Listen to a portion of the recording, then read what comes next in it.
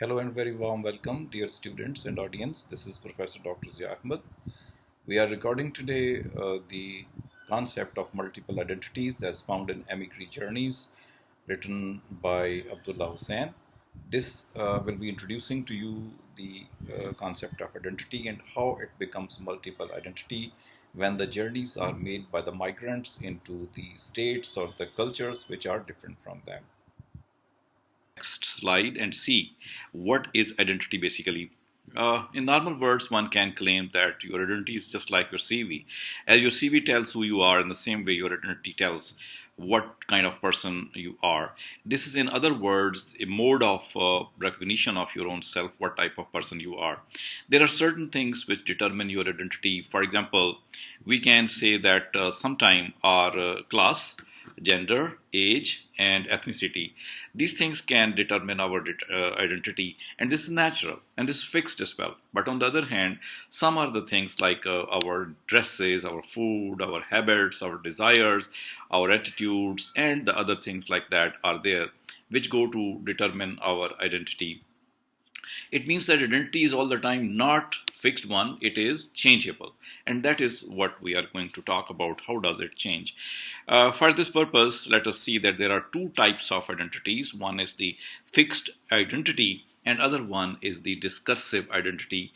Our discursive identity is liable to change. It goes to be constructed with respect to many things. For example, it talks about the practices, social acceptance, and the problems we face because of that. If certain things change in us and we are known with respect to that, then the discursive identity comes forward. In that way, two types of identity are there. Bakhtin, for example, is one of the Russian philosophers. He also talks about this identity thing by saying that our identities are normally discursive identities, and they are dialogical. Like we talk, these identities or these things shape our identities because of the expectations we have from society, or the kind of acceptance mode, for example, sometimes we have, and then it is the rejection mode. These two modes come from us people also. These come from the social setup also. Sometimes we are accepted, sometimes we are not accepted, and sometimes we accept the kind of conditions or the environment which comes on us, and sometimes we reject it. These two things go forward to shape up our identities, and sometimes there is a dominance of the certain community, certain groups, and the mainstream people in the society or the culture in the society, and because of which also our identities keep on changing. So these things, according to Bakhtin, influence the change of our identity or the discursive identity. In that way, we may say that in Emigre Journeys, the writer has talked about the Pakistani migrants. For example, we know very well that Pakistani migrants would be the people who travel from Pakistan to other countries. And in this story, we come to know about Pakistani migrants who go to England, to UK, and live in London or other cities of England. These people try to adjust within that country, within that culture, because they have to face certain type of friction. So in order to avoid these frictions, they try to do as little as possible, which is against that culture. So in that way, they also try to be more successful. In order to gain this status, they continue to adopt to the British settings, whatever these are. So while doing so, their identities keep on changing. However, they also maintain some of the things possibly which they want to have with them and want to be recognized also, and as a result, they maintain their original culture also. They acquire the new identities also, and these new identities help them become a different person also as compared to the person who they were at their own country. And the result is that these people become an ideal blend of the Pakistani culture and identity as well as that of the Western identity. So when this thing happens, according to the views expressed by different philosophers at the beginning of the video, the discursive identity occurs. One identity which remains fixed because of the memory, because of the nature, because of the gender, because of the culture to which one person is born, and other discursive identity which keeps on changing because of the situation around that person. So the story Emigre Journeys go to talk about these kind of things. And because of this situation, Why the people are to have this situation in their lives? It is because the journeys, emigre journeys, represent the collision of different cultures, cultural conflicts. For example, their own identities are fissured, and as a result, multiple identities occur. They repeat number of times, and the writers from America and Pakistan and other areas which write about Pakistan, they do discuss and talk about the kind of identities which the people may get, especially those people who have migrated from their countries and they have reached to different areas of the world, and they are facing right now the kind of culture they have to live in. So all these things contribute into making such a literature. So let us see what these people are inside this story. The very first person is going to be Amir, and he is the protagonist of the story. That Amir is the person who is the first generation migrant, because after living a long time, he reaches there, living a long time in his own country, reaches into England, and we come to know that he is Punjabi in origin and he is Pakistani also, and as a result he's absorbed number of characteristics of Pakistani people as far as culture is concerned, but he has to come into the area where he will be facing the 20th century England and the people there. He needs to come there in order to gain economic prosperity and to get the social uplift, and this is what he could not have in his own country, so that is why he's present there. This Amir is the protagonist, and what kind of things he possesses which can contribute to his multiple identities. First of all, we need to accept that Amir has got double identity everywhere, whatever the things are.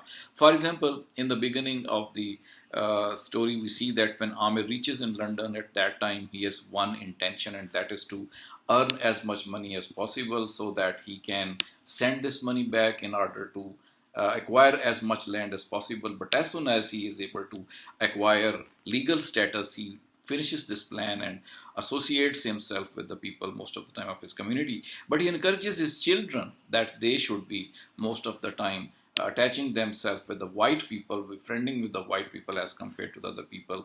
For example, when his son starts business with the Cypriot person, Cypriot means the person who belongs to Cyprus, the island, he says that you should stop this. You should instead have friendship with a white boy.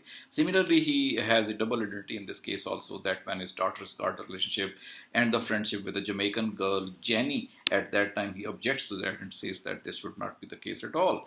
And then this kind of attitude develops his multiple identities in him. He's got the good status, and then he becomes a kind of post office clerk, continues to work there day and night, and lives in an area which is populated by the Pakistani people. He therefore takes care of his own culture and values also, but has to adopt to the other British culture and the things also. So in this way, he's got multiple identities, but these identities cause nostalgia in him because the children do not value him. They say that he has done a hard work aimlessly, because the people in England still do not like him. They hate him rather, and his son practically witnesses how he is insulted by his white officer in the post office. So as a result, he comes back to this thing sometime and goes forward with this. He teaches, although his son and daughter, to be very good at English and to have friends with English. But then when his daughter is caught by him watching a porno movie, he says that she's watching kafirs and she's doing something wrong. And as a result, he wants to marry his daughter to a Pakistani boy, which she 100% refuses, because daughter and the son are also undergoing a change. And he himself also is suffering from that change. And therefore, he's got double morality, double identity of morality, or we can say double moral identity also. For example, he himself has been having a relationship with the call girls when he was in England, and he also maintained a very good relationship with the widow, Mrs. McTaggart, in order with a close intimacy also. And he followed Jenny also. Possibly didn't know that Jenny is the friend of his daughter. So in that way, he was very much involved in that. But when his own daughter and his own son want to do these things, he stops them and dislikes them. And as a result, he opposes all these things with that.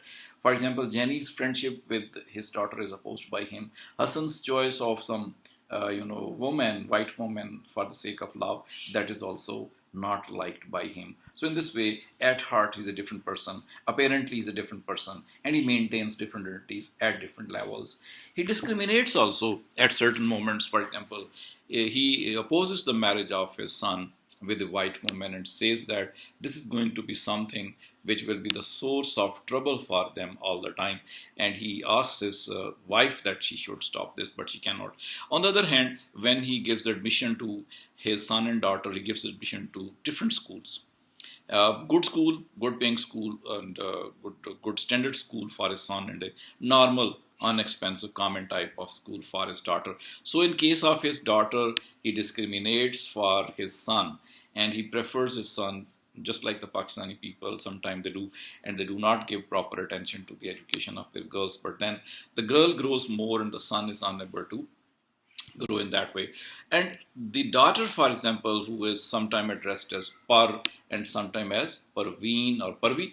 Parvi and Par are the names, for example, which are given by the English people according to their culture. They give different abstracted or smallized or we can say reduced names they try to give. And so in that way Hassan is called as Huss. So both the daughter and the son try to adopt this culture, but the father does not like this at all. He although asks his son and daughter to get good education, but then he doesn't like that they should have the following in such a way that they change 100% from Pakistani to English. This daughter is changed definitely. She grows something into different, although she was also a Pakistani girl. But the memory, for example, she had very short memory of the snake charmer, of the stories of the ghost, recitation of the Holy Quran from Pakistan. She most of the time has the memory of her growing up in the British culture. So that is why she's a different girl now. She also has got a different identity, and that is why she is changed. In fact, what we can say about Par is that the friendship with Jenny has liberated her. She takes it as the liberatorial effect also, because she lets her talk in whatever the way she wants to. For example, Par wants to talk like the British people by using these words in her language, which her father would never like, but the girl Jenny allows her to do so. So in that way, she grows into a different person, so much so that she refuses to marry the boy from Pakistan and develops a relationship instead with a different person who is a white person, British boy, whom she calls as Marty, whose name is Martin. So in this way, she grows into a different girl who's got the culture and the characteristics of the British culture, and is opposing his very father as well. So in this way, she also has the double identity, and she's also changing in the same manner. And similarly, son, whose name is Hassan, he too goes at almost the same age to England, and gradually he is distorted. He, although is allowed by our father to learn the English ways and means, but very soon he gets very bad reports from the school, and complaint also come against him, and therefore he is unable to get good education. And he insults his father again and again also by sometimes naming him as Balok, and a derogatory way of addressing to the father. And he also has very good relationship with Janet, who's a white woman. So in that way, he too ignores the advice of father and becomes a very different person. So the father has to adopt and bear all that. There is Salma, the wife of this Amir, and she's also of the same age, and she married her cousin, and they knew each other. The Pakistani style is there. Before the marriage, they knew each other, but then she could not change herself that much, although she tries to side with her daughter and with her son, and she could not attain that level of language. Also, she speaks in English, of course, but then it is without grammar. For example, when she puts a question, how much this, is a very Pakistani style of broken English, and then the answer comes 72, she says too much, no. And then she says, no, 65, what bus, khalas, what bus. So the words are used by her by mixing it with Urdu or Punjabi words, and this is the type of English she speaks. So that is the different person as compared to the children and daughter, but still she's got the double personality, at least her language style, at least her behaving with the husband and behaving with the children is concerned. And then therefore Salma also has got the multiple identity. So in this way, two selves of Salma comes before us. So one can understand very well that the people who are in this story, they have got the multiple, kind of personalities, and these personalities ask them to show what actually they are, what naturally they are, and what they have learned, and accordingly their personalities